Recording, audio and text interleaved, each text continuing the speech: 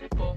So we take a load everywhere we go, and we stay prepared. For the hoops here with More Than Basketball President Arize IFEJIKA.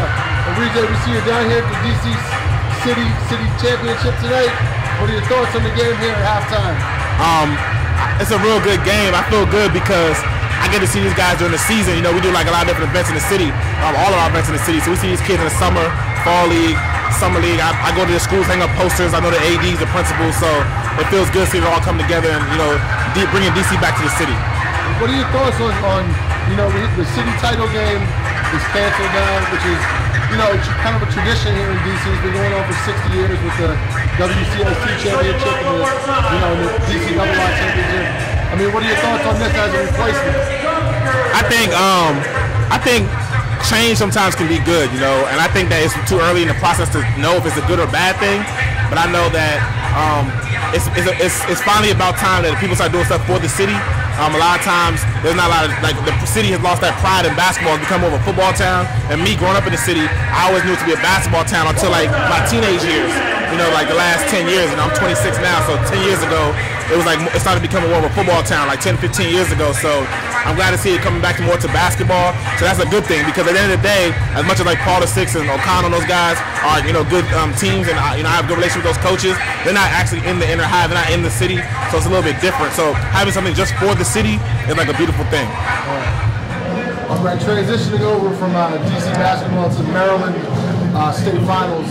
We know in addition to, you know, all the games and tournaments and whatnot that you run, you're a basketball fan deep down too. Definitely. So what are your thoughts on the Maryland, you know, the events coming up in the Comcast Center this weekend? I'll say that for somebody who's been watching paying real close attention the last 6 years, I think that this might finally be the year that Eleanor Roosevelt breaks out. You know, years past, they haven't really had like a standout, like they've always had a standout player. This is the first year, like they've had like Sean Miller, Prince, Lassard Chroma, guys like that, Darnell Dobson. They've never been able to win it, but now they have more of a team. Even though they have, you know, Division I commits and stuff, they're more of a team. They don't have no like big name guys. So I think this is the year. If I were to put something in, I would say Eleanor Roosevelt. Although don't sleep on Poly, because they got John Crosby, my guy over there. North Point is always formidable. Marquise Wright, he's definitely a problem.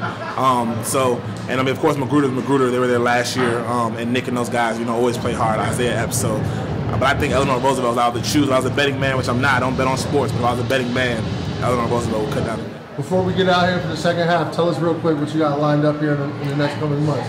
We'll be hosting an event with Angie Ange, a middle school tournament with Angie Ange from 93.9 WKYS. And then we also actually just inked a sponsorship deal with DTLR. We'll be partnering up with them, Downtown Locker Room. We'll be partnering up with them to do several events, and they'll be coming behind, backing our events, not only with like the media attention and exposure, but also bringing in additional sponsors, which I don't want to let the cat out of the bag, but we got a real big announcement coming this summer for our summer league. We have another sponsor that DTLR actually brought to the table. So DTLR, they really got behind what we're doing.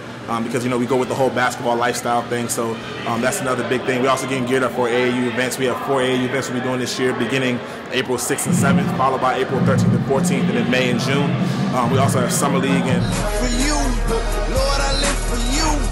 Lord, I live for you. I give you more than I can.